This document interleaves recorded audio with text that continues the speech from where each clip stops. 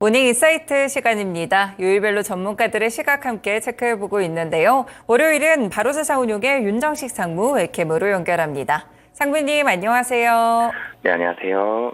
네, 저희 지난주 증시 흐름부터 보겠습니다. 사실상 한 번의 반등도 있었고 오르고 내렸던 한 주였는데요. 다만 이제 금요일에 중동 리스크로 한때 아찔한 모습을 연출하기도 했습니다. 지난주에 대한 시장 흐름 어떻게 보셨을까요? 네, 주간 단위로 좀 살펴본다라면 4월 12일 종가가 2681포인트고요. 그러니까 지난주 금요일 4월 19일 종가가 2591포인트입니다. 그러니까 90포인트 정도 하락을 했죠. 퍼센트로 따지면 4%가 좀 안 되죠. 한 3%대 후반 정도 하락을 했는데 사실 많이 하락을 했습니다. 90포인트면 주간 단위로 90포인트 하락이면 많이 하락을 한 부분입니다만 체감은 사실 좀 더 많이 떨어진 것처럼 시장 투자자분들은 좀 더 공포심을 느꼈을 정도로 좀 많이 하락하는 그런 심리적으로 하락에 대한 마음들을 상당히 좀 많이 느끼셨을 텐데요.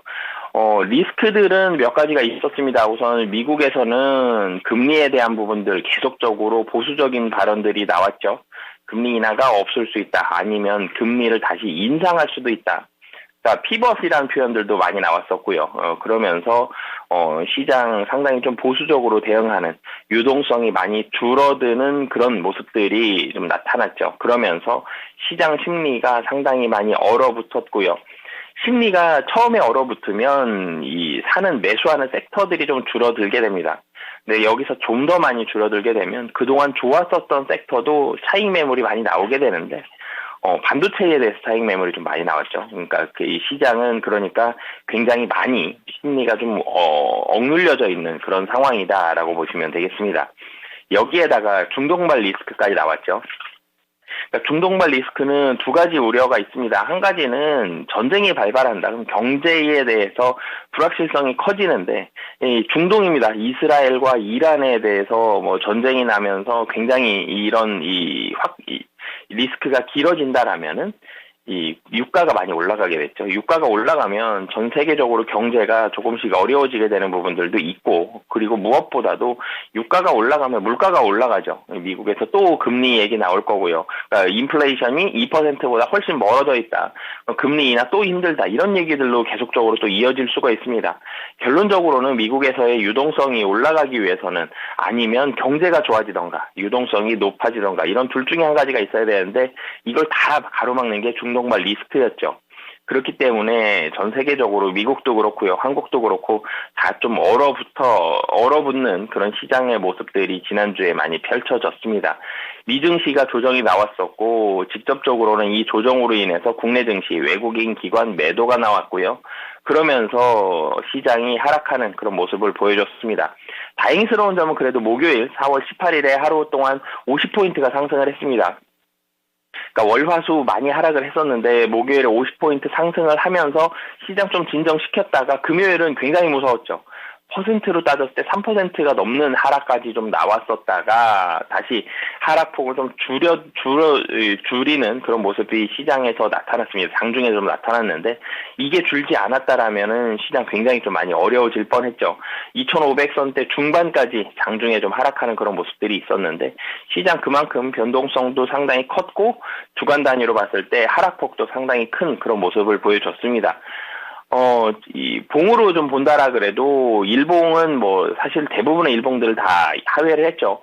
우선은 단기 이평선들 다 하회를 했고요. 60일선도 하회를 했습니다. 장기 이평선 중에 지금 121선만 지지하고 있는데, 이 금요일날 장중에는 121선도 하회하는 모습이 있었죠. 그만큼 시장 변동성 상당히 좀 많았었고, 코스닥에서도 말씀을 드리겠지만 이 신용 물량들도 상당히 좀 많이 출회가 되는 그런 모습들을 보여줬습니다. 수급적으로는 외국인과 기관의 이 매도가 상당히 많이 지속이 됐고요. 목요일날 하루만 외국인 기관 매수가 들어왔습니다. 그래서 이 목요일 날만 이 지수가 좀 상승을 했었는데, 그 외의 날들은 대체적으로 외국인 기관 이 매도가 좀 나오면서, 특히 기관의 매도가 상당히 좀 많이 나오면서 시장 하락을 만들었다라고 보시면 되겠습니다. 종목을 좀 살펴보면 사실 매도가 훨씬 많았죠. 그래서 매수한 종목들이 매수 금액이 크지가 않습니다. 코스피에서 외국인 매수 종목 먼저 살펴보면 가장 크게는 눈에 띄는 게 현대차가 매수 1위입니다. 1,461억 원이거든요. 이 자동차 같은 경우는 대체적으로 그래도 좀 이 비교적 좋은 모습들, 하락이 좀 덜 나오는 그런 모습들이 나오고 있죠.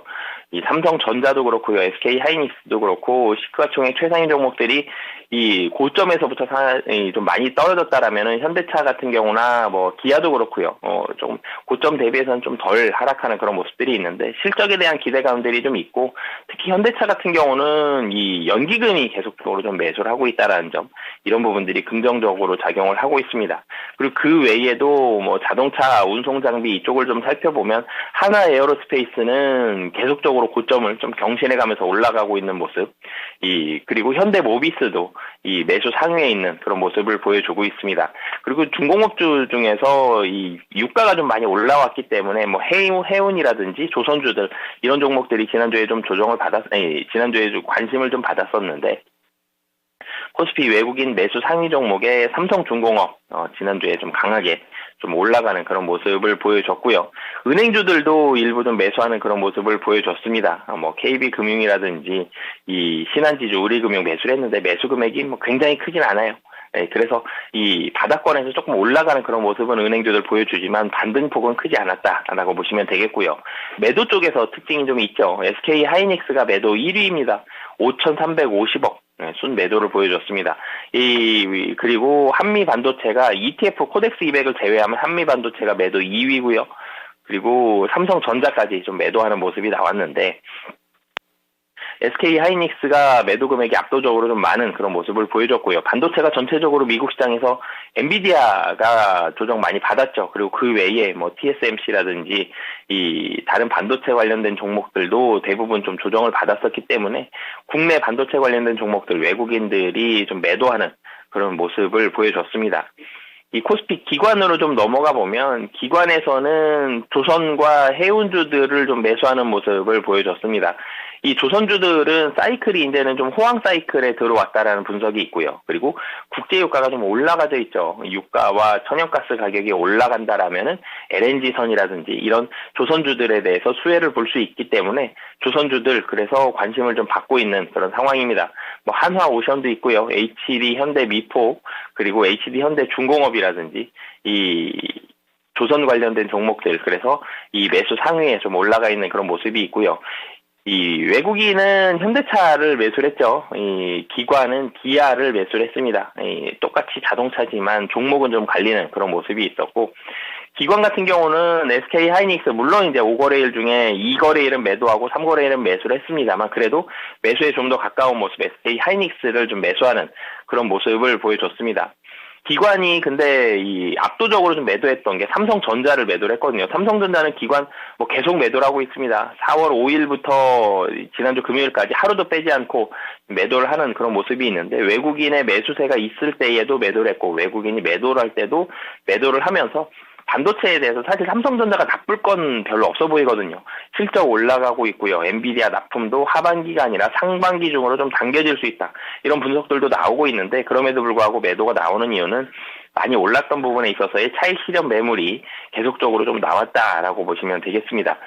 그리고 ETF 쪽에서의 좀 매도가 나왔는데 코덱스 레버리지라든지 코덱스 코스닥 150 레버리지 이 종목들을 매도를 했죠. 그러니까 이 상승의 반대 하락 포지션에 좀 베팅을 하는 그런 모습들을 보여줬습니다. 기관은 전체적으로는 아직까지는 상승보다는 하락 쪽에 조금 더 무게감을 두고 시장을 대응을 하고 있는 그런 상황입니다. 이 전체적으로는 미국 증시와 마찬가지로 외국인도 그렇고 기관도 그렇고 반도체를 매도하는 그런 모습을 보여줬고요. 코스닥으로 넘어가 보면 코스닥은 최근에 뭐 계속 코스피보다 코스닥이 좀 더 안 좋았었는데 지난주 같은 경우는 코스피가 워낙 많이 좀 하락을 하면서 코스닥의 하락이 코스피보다는 그래도 덜 하락하는 그런 모습을 보여줬고요. 수급적으로는 기관의 이 순매수가 수목금 3일 동안 유입이 되는 이런 모습을 보여줬습니다. 이런 모습은 그럼에도 불구하고 기관 이 코스닥은 좀 하락에 가까운 그런 모습을 보여줬고요. 이평선들 당연히 이 코스피보다는 좀 덜했지만 그래도 코스닥 하락했기 때문에 이평선 모두 다 좀 하회하는 그런 모습을 보여줬습니다. 하락폭만 코스피보다는 좀 덜했다 뿐이지 코스닥도 그렇게 좋은 모습은 이 지난주에는 좀 나타내지는 못했다라고 보시면 되겠고요. 종목으로 좀 넘어가 보면 코스닥 외국인 매수 종목에 보면 눈에 띄는 게 이 반도체 관련된 종목들 그래도 좀 눈에 띕니다. 이오테크닉스라든지 하나머티리얼즈라든지 이 반도체 관련된 종목들 나오는데 뭐 매수 1등은 이 덕산 테코피아 그리고 매수 2위는 에코프로비엠인데 지수의 변동이 그렇게 크지는 않았었고요. 그 외의 종목들 중에서는 반도체 중에서 좀 전에 말씀드렸던 종목 외에 뭐 유진테크도 있었고요. 근데 이 반도체 이 매도 종목으로 가도 매도 종목에도 또 반도체가 또 있습니다. 이 HPSP도 있고요. 하나마이크론 ISC도 있고요. 그러니까 반도체라 그래도 어떤 종목은 좀 매수하고 어떤 종목은 매도하고 이 매수하는 금액 자체가 많이 줄었다라는 게 이 종목을 봐도 좀 티가 나죠. 그리고 이 외국인 매수 종목 중에서 이 헬스케어 종목들도 좀 일부 매도하는 그런 모습을 보여줬는데 전체적으로는 반도체 쪽으로 매수를 해도 반도체, 매도해도 좀 반도체 쪽으로 이 종목들이 나오고 있고요. 기관으로 가도 비슷한 특징들이 좀 나오고 있습니다. 이 매수한 종목에서 리노공업, 뭐 HPSP, 이 매수 1, 2등이 반도체고요. 그 아래로 가보면 뭐 테크윙이라든지 테스라든지 이런 다른 반도체 종목들도 나오곤 있는데 또 매도로 가도 반도체 종목들이 있습니다. 기관 그래도 외국인보다는 반도체 종목들을 반도체 장비주들을 좀 더 많이 사긴 했습니다만 반도체에서도 매수 매도가 좀 갈리는 종목별 차별화 현상이 좀 나타나고 있고요. 이 코스닥은 코스피보다 그래도 매도 금액이 좀 적었고 하락폭이 좀 적긴 했습니다만 매수 금액도 상당히 좀 적었기 때문에 이 특징적인 부분은 이 반도체에 대해서 종목별로 좀 갈려가는 그런 모습들이 나타났다라는 이 부분 외에는 특징이 좀 적었다라고 보시면 되겠습니다. 미국 증시로 좀 넘어가서도 설명을 드리면 사실 이 미국 증시가 국내 증시로 넘어오면서 이 하락을 했죠. 금리 인하 관련 기대감이 감소했습니다. 금리 인상 얘기도 나왔고요. 피벗, 그러니까 방향을 바꾸는 인하 쪽이 아니라 인상 쪽으로 갈 수 있다는 이런 얘기까지 좀 나오면서 변동성이 확대가 됐는데 이 변동성이 아래로 하방에 대한 변동성이 확대가 됐죠. 이 중동발 지정학 리스크도 지속이 되는 모습들, 이런 부분들이 다 겹치면서 차익 실현 매물이 계속적으로 나왔습니다. 이 금리 인하가 지연이 되고 중동발 리스크 나오면서 그동안 계속적으로 좀 좋았었던 반도체에 대해서도 차익 매물이 출회가 되면서 반도체 관련주 대부분 이 매도가 좀 나왔죠. 특히 엔비디아가 금요일 밤에 좀 강하게 하락을 하면서 이 시장 불안감을 좀 키워가는 그런 모습이 있었는데 어찌됐든 이제는 시장은 좀 눈치를 많이 보는 그런 모습들이 국내 증시도 있었고 미국 증시도 펼쳐지는 그런 모습으로 지난주 좀 마감했다라고 정리해 보겠습니다. 네, 지난주 종목들 역시나 반도체에 대한 관심은 뜨거웠지만 결국 수급적으로 차별화도 일어나고 있고요. 이제는 선별적으로 좀 눈치 게임이 일어나는 그런 국내 증시와 미증시 상황까지 함께 짚어드렸습니다. 네, 그렇다면 이번 주는 어떤 포인트를 주목해보면 될지 주요 일정들 함께 알려주세요. 네, 이번 주는 주요 기업들의 실적이 본격적으로 발표가 됩니다. 뭐 국내도 나오지만 특히 미국에서의 이런 실적 발표들을 주목을 해보셔야 될 것 같은데요. 우선 월요일부터 좀 말씀을 드리면 월요일은 한국 3월 생산자 물가지수, 중국의 LPR 금리 결정이 있습니다. 중국 이 금리 결정에 좀 주목을 해보시면 좋을 것 같고요. 실적 발표로 가보면 미국에서는 버라이즌 그리고 한국에서는 포스코 DX의 실적이 발표가 됩니다. 화요일로 넘어가 보면 독일과 EU, 영국, 미국의 4월 마켓 제조업 서비스 PMI 잠정치가 발표가 되고요. 미국의 3월 신규 주택 판매 그리고 4월 리치먼드 여는 제조업 지수가 발표가 됩니다. 이 미국에서 화요일 밤부터 중요한 실적들이 발표가 되는데요. 이 GE, 필립 모리스, 로키드 마틴, 구글 예상 실적 그리고 테슬라, 텍사스 인스트루먼트까지 있는데 구글과 테슬라의 실적이 굉장히 좀 중요하죠. 지난주 미국 증시가 안 좋았던 이유가 뭐 여러 가지를 제가 말씀을 드렸는데 여기에 또 이 넷플릭스 실적에 대한 그런 이 부진함도 있었죠. 실적의 질이 좀 좋지 않았다라는 부분들이 있었기 때문에 미국에서의 이런 실적들, 뭐 M7이라는 표현들을 많이 쓰는데 이런 종목들 대부분이 이번 주에 실적이 발표가 되기 때문에 그 중에서 화요일은 구글과 테슬라의 실적에 주목을 해보시면 좋을 것 같고요. 한국에서는 HD, 현대 일렉트릭 실적이 발표가 됩니다. 수요일로 넘어가 보면 한국 4월 소비자 신뢰지수, 독일 4월 ISO 기업 환경지수, 그리고 미국 3월 내구재 주문이 있고요. 미국에서는 보잉과 메타 플랫폼즈, IBM, 레밀리서치의 실적이 발표가 되는데 이 메타 플랫폼즈 실적 중요하죠. 그리고 IBM과 렘리서치는 반도체의 이런 향방에 그래도 영향을 어느 정도 확인을 할 수 있다라는 점, 이런 부분들을 볼 수 있기 때문에 IBM과 렘리서치까지 실적 잘 보시면 좋을 것 같고요. 한국에서는 OCI와 삼성물산, 그리고 삼성바이오로직스와 LG이노텍 실적 보시면 될 것 같습니다. 이 목요일로 넘어가 보면 한국 1분기 GDP 잠정치와 미국 1분기 GDP 잠정치가 있는데 미국 1분기 GDP 잘 보셔야 될 것 같고요. 그리고 미국에서의 실적 발표 중에서 머크, 컴캐스트, 사노피, 마이크로소프트, 아마존, 인텔이 있는데 마이크로소프트와 아마존 굉장히 중요하죠. 이 두 종목에 관심을 잘 가지셔야 될 것 같고요. 한국으로 넘어오면 LG그룹주들 대부분이 목요일날 실적을 발표합니다. LG생활건강, LG디스플레이, LG전자, LG에너지솔루션까지 LG그룹주들 실적과 그리고 삼성 SDS 실적 발표가 있고요. 그리고 이 포스코 그룹주 중에서도 포스코 홀딩스와 포스코 퓨처엠, 그리고 한화솔루션, SK 하이닉스까지 실적이 발표가 됩니다. 금요일은 굉장히 중요한 경제지표죠. 미국 3월 PCE 물가지수가 나오는데 이 전월 대비해서도 중요하지만 전년 동기 대비해서도 시장 예상치 2.7, 2.8 정도를 보고 있는데 이 예상치를 많이 벗어나는지 이런 부분들을 좀 봐야 될 것 같습니다. 유가의 상승이 어느 정도만큼 영향을 미쳤는지 PCE 물가지수에 따라서 금리에 대해서 다시 한번 좀 보수적이 될 수도 있고 비둘기파적으로 좀 완화적으로 될 수 있기 때문에 경제 지표 중에서는 금요일날 미국 3월 PCE 물가지수 가장 주목을 해보셔야 될 것 같고요. 그리고 3월 개인소득과 개인소비, 4월 미시건대 소비자 심리지수 확정치가 있고 일본에서는 BOJ 통화정책회의가 있습니다. 미국에서 실적이 엑선모빌과 쉐브론, 국제유가는 상승되어 있는데 이 기업들의 실적 어떻게 나올지 잘 보셔야 될 것 같고요. 한국에서는 현대모비스 실적이 발표가 됩니다. 다시 정리를 해보면 중국의 금리 결정과 미국의 3월 PCE 물가지수, 월요일과 금요일날 경제 지표가 중요하고요. 실적 발표는 화요일 구글, 테슬라, 그리고 목요일날 아마존과 마이크로소프트 실적 발표 주목해보시면 좋을 것 같습니다. 네, 중국과 미국의 경제 지표들 보시고요. 그리고 또 미국의 빅테크 기업들 줄줄이 실적 발표 있으니까요. 기술주들 향방까지 알아볼 수 있겠습니다. 그렇다면 이번 주는 어떤 전략 잡아야 될까요? 국내 증시와 미증시 나눠서 같이 알려주세요. 네, 국내 증시 같은 경우는 중동 리스크 그리고 미국 증시의 하락 여부가 계속적으로 영향을 미칠 수 있기 때문에 중동에서의 리스크가 계속 이어지는지 완화되는지 미국 증시 하락이 멈출 수 있는지 이런 부분들을 계속적으로 살펴봐야 될 것 같습니다.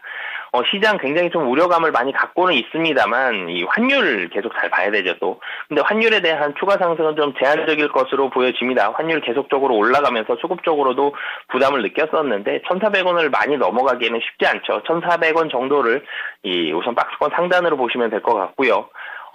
그리고 하지만 시장 분위기 자체는 좀 보수적으로 계속적으로 좀 대응을 해야 될 것 같습니다. 우리가 통제할 수 없는 이런 지정학적 리스크가 남아있기 때문에 실적 호조세를 보이는 일부 종목들을 제외하고는 좀 보수적으로 대응을 하셨으면 좋겠고요. 그렇다고 시장 굉장히 비관적으로 보면서 좋은 종목들까지 다 팔 필요는 없어 보입니다. 이 반도체 관련된 종목들은 여전히 그래도 긍정적인 환경이 되고 있다라는 점, 시장의 하락도 계속적으로 하락하지는 않는다라는 점을 말씀을 드리겠고요. 이 지정학적 리스크다라는 점, 이런 부분만 좀 염두를 해주셨으면 좋겠습니다. 미국 증시는 좀 전에 일정에서도 말씀을 드렸지만 M7 종목들 실적 여부에 따라서 시장 분위기가 어떻게 될지 좀 바뀔 수도 있기 때문에 실적 잘 보셔야 될 것 같고요. 그리고 그동안 좋았었다가 지난주에 조정받은 엔비디아를 비롯한 이 반도체 종목들 조정이 지속되는지 여부 확인을 해봐야 될 것 같습니다. 그리고 마지막으로는 금요일날 나오는 이 PCE 물가지수 컨센서스를 또 상회한다라면 이제는 금리 인하 한 번 이상 기대하기는 거의 힘들어지는 분위기이기 때문에 PCE 물가지수까지 컨센서스를 잘 맞추는지 여부 잘 살펴보셔야 될 것 같습니다. 네, 이번 주는 좀 돌다리도 두드려보면서 건너가는 그런 모습들이 필요할 것 같습니다. 상무님, 오늘 전략도 잘 참고해 보겠습니다. 고맙습니다. 네, 감사합니다. 네, 지금까지 모닝 인사이트 시간이었고요. 바로자산 운용의 윤정식 상무와 함께했습니다. 네, 일단 증권가와 이번 주 코스피 지수 예상 밴드 2,570에서 2,690선 보고 있는데요. 이 중동 리스크 포함해서 기술주들 실적까지 꼼꼼히 확인하시길 바라겠습니다. 지금까지 다양한 투자 판단에 도움이 되는 말씀들을 함께 전해드렸고요. 특정 종목의 상승 하락 보장하지는 않습니다. 모닝쇼 마치겠습니다. 시청해주셔서 고맙습니다.